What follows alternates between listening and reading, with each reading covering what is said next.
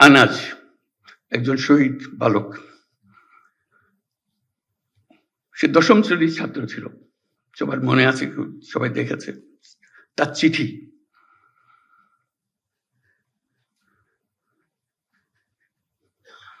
সে মিছিলে যোগদান করবে।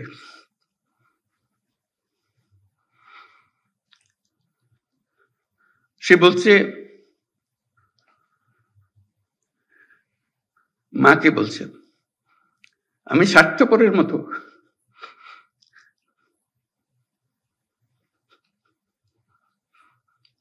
বসে থাকতে পারবো না, আমাকে মাফ করে দিও, যদি ফিরে না আসি আমাকে মাফ করে দিও।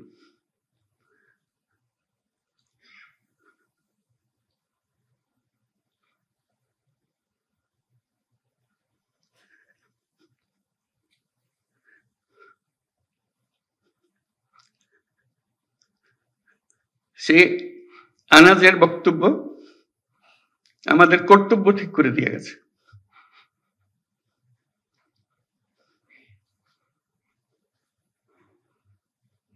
আমরা বসে থাকবো না,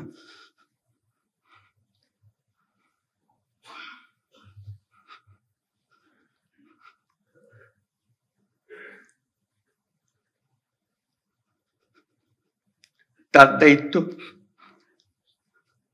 সে যে দায়িত্ব আমাদেরকে দিয়ে গেছে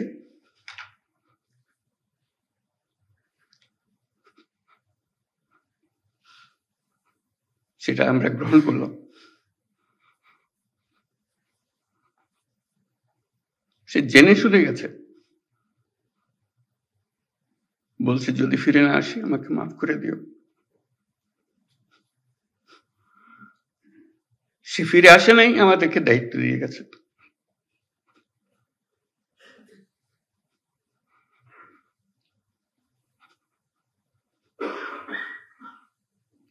সেই কাপুরুষের মতো বসে থাকতে চাইনি, আমরাও কাপুরুষের মতো বসে থাকতে চাই। আমরা তার স্বপ্ন বাস্তবায়ন করতে চাই, এটাই আমাদের দায়িত্ব। আমরা যা বর্তমানে করি তার চেয়ে বহুগুণে বেশি করতে পারি, আমাদের সেই সক্ষমতা আছে। মাত্র 3 মাসের জন্য সেই ক্ষমতাটা ব্যবহার করব। আমি সারা জীবনের কথা বলছি না, আসলে আমি বড় দায়িত্ব। এই 3 মাস আমার পক্ষে যত উচ্চ লেভেলে কাজ করা সম্ভব, যত নির্ভুলভাবে কাজ করা সম্ভব সেটা আমি করব। আনাজের যে স্বপ্ন, সে স্বপ্নে যদি কিছুটা আমাকে দিয়ে হয় আমি সেটা পালন করব।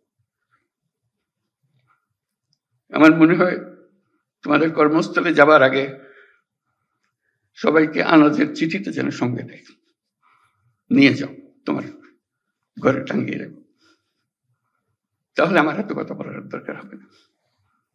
সেটাই নির্ধারণ করে দেবে আমাদের দায়িত্বটা কি। সেই সময়টা এসছে, আমরা বলছি উৎসব মুখর হবে, ঐতিহাসিক হবে, সবকিছু এর মধ্যে এসে যাবে। কারণ এটা শুধু উপরওয়ালার হুকুম মানার জন্য করছি না, আরো বড় হুকুমওয়ালার দায়িত্ব আমরা এটা করছি। এবং সেই হুকুমওয়ালা উপরে আর আমার ভেতরে, আমার মধ্যে কি আছে সেটা আমি প্রকাশ করতে চাই। আনাজ যেরকম প্রকাশ করে গেছে, তো সেই দায়িত্ব নিয়ে আমরা আজকে কর্মক্ষেত্রে যাব এবং যে স্বপ্ন আমরা দেশের নাগরিক হিসেবে সবাই দেখি সেটা বাস্তবায়নের জন্য যে বিল্ডিং স্ট্রাকচার যেটা তৈরি করে দিতে হবে সেটার দায়িত্ব আমরা পেয়েছি। স্ট্রাকচার আমরা এমনভাবে মজবুত করে পড়ব, 100 বছর ওটা হেলবে না, তুলবে না। আমরা শেষ বয়সে স্মরণ করবো এই কাজটা আমরা করেছিলাম। অতীতের দিকে যখন তাকাবো গর্ব করে তাকাবো। আমরা গণ অভ্যুত্থানে শহীদ হই নাই, আমরা তাদের সমর্থন দিয়েছি, দূরে থেকে দিয়েছি, কাছে থেকে দিয়েছি, নিমরাজি হয়ে দেখেছি, বহুল উৎসাহ সহকারে দিয়েছি, কিন্তু তাদের মতো প্রাণ দিতে পারি নাই। আজকে আমরা আমাদের যে প্রাণ আছে সেটাকে আমরা এই 3 মাসের সময়টুকুর জন্য অন্তত চিন্তা করব। এটা সরকারি চাকরির জন্য করছি না, নাগরিক হিসেবে, দেশের একজন যোদ্ধা হিসেবে আমি এই কাজটা করছি।